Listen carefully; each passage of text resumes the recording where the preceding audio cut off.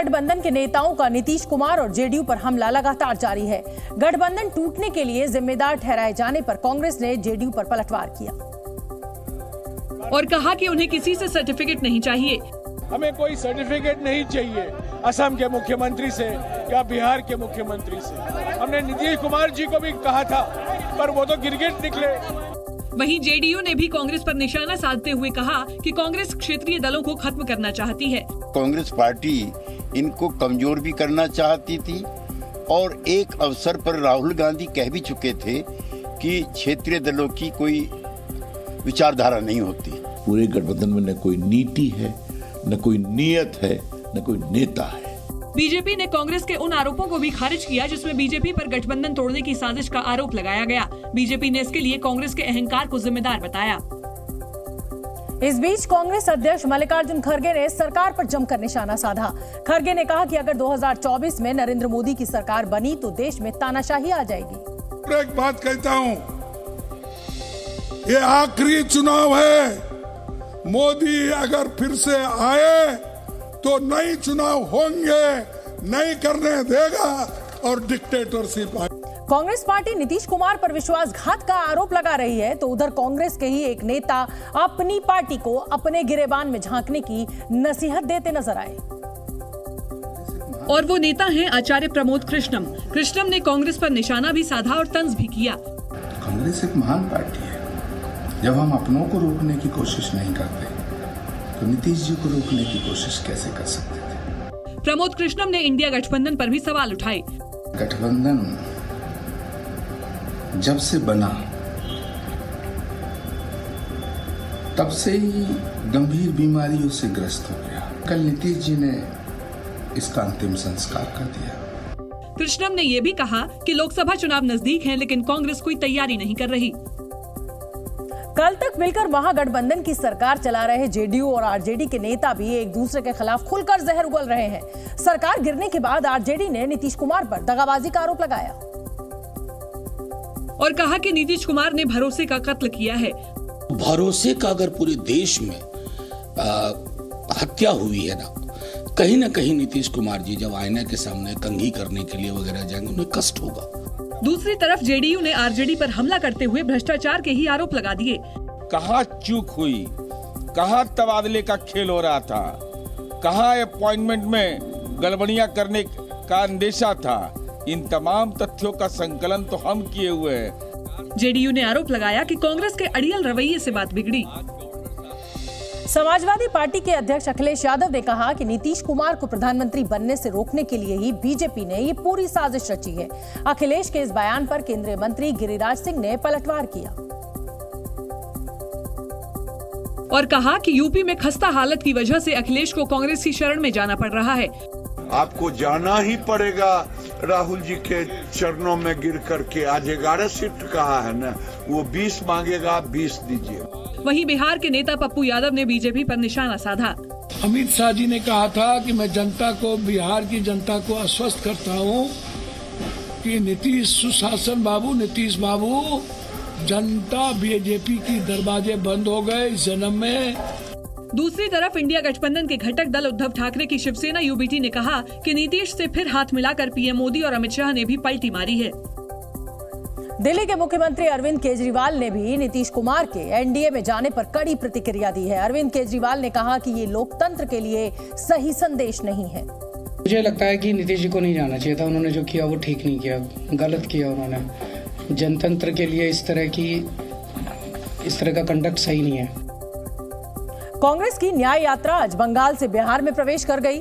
राहुल गांधी बंगाल से बिहार के किशनगंज पहुंचे और अपने संबोधन की शुरुआत से ही बिहार के सियासी मुद्दे कुरेदने लगे, जिनमें जातीय जनगणना सबसे पहले था। कांग्रेस नेता राहुल गांधी न्याय यात्रा के साथ बिहार के किशनगंज पहुंचे। वहां अशफाकुल्ला खान स्टेडियम में राहुल गांधी ने जनता को संबोधित किया और बीजेपी आरएसएस पर जमकर बरसे। आरएसएस की विचारधारा, बीजेपी की विचारधारा ने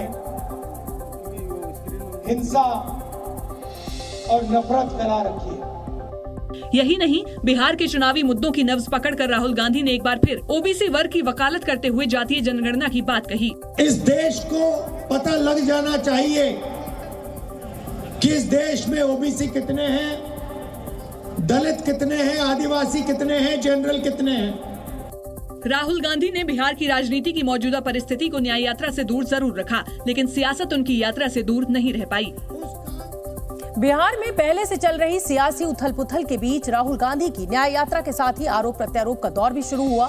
बीजेपी ने कहा कि राहुल गांधी की न्याय यात्रा का अब कोई मतलब नहीं है, क्योंकि कांग्रेस पार्टी राजनीति में हाशिए पर आ गई है। बिहार में राहुल गांधी की न्याय यात्रा की एंट्री होते ही बिखरे गठबंधन पर तंज कसे जाने लगे। उनके पदयात्रा का मतलब क्या है, क्यों पदयात्रा कर रहे हैं, और उनको कहीं रिस्पांस नहीं है। वहीं कांग्रेस का दावा है कि नीतीश कुमार के गठबंधन से किनारा करने का न्याय यात्रा पर कोई असर नहीं हुआ। नीतीश कुमार के विश्वासघात के बाद देखिए आप, किशनगंज की जनता, बिहार की जनता भरपूर उत्साहजनक स्वागत दे रही है राहुल गांधी जी को। कांग्रेस बेशक न्याय यात्रा से बेहद उम्मीद लगाए बैठी है, लेकिन अभी जो हालात हैं उनसे इतना तो साफ है कि इंडिया गठबंधन के दूसरे दलों को कांग्रेस से कोई खास उम्मीद नहीं है। ज्ञानवापी केस में हिंदू पक्ष ने सुप्रीम कोर्ट में अब नई याचिका दाखिल की है। याचिका में हिंदू पक्ष ने ज्ञानवापी परिसर में शिवलिंग जैसी संरचना के वैज्ञानिक सर्वे की मांग की है। हिंदू पक्ष ने कोर्ट से अपील की कि वो एएसआई को सील इलाके के आसपास की दीवार हटाकर सर्वे कराने के निर्देश दे। दिल्ली में पुलिस ट्रेनिंग स्कूल में आग लगने के बाद मालखाने में रखी करीब 204 पहिया और 250 दो पहिया गाड़ियां जलकर खाक हो गयी। आग लगने की वजह की जांच की जा रही है। उत्तर प्रदेश के मुख्यमंत्री योगी आदित्यनाथ आज अयोध्या पहुंचे। उन्होंने राम मंदिर जाकर रामलला के दर्शन किए और उनसे आशीर्वाद भी लिया। इस दौरान मंदिर के पुजारी ने उन्हें पूजा की थाली दी। योगी ने रामलला के सामने हाथ जोड़े और आशीर्वाद लिया। योगी ने मंदिर के अंदर मौजूद जिम्मेदार लोगों से मंदिर की व्यवस्था के बारे में जानकारी ली। इस दौरान राम जन्मभूमि तीर्थ क्षेत्र ट्रस्ट के महासचिव चंपत राय भी मौजूद थे।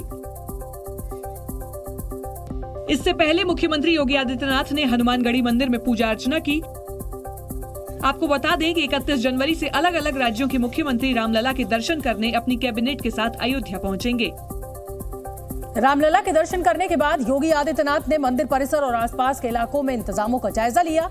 श्रद्धालुओं की भारी भीड़ को देखते हुए उन्होंने अफसरों को जरूरी निर्देश भी दिए। इसके लिए खुद योगी मंदिर परिसर में आला अधिकारियों के साथ जगह जगह गए। वहां मौजूद श्रद्धालुओं ने जय श्री राम कहकर उनका स्वागत किया।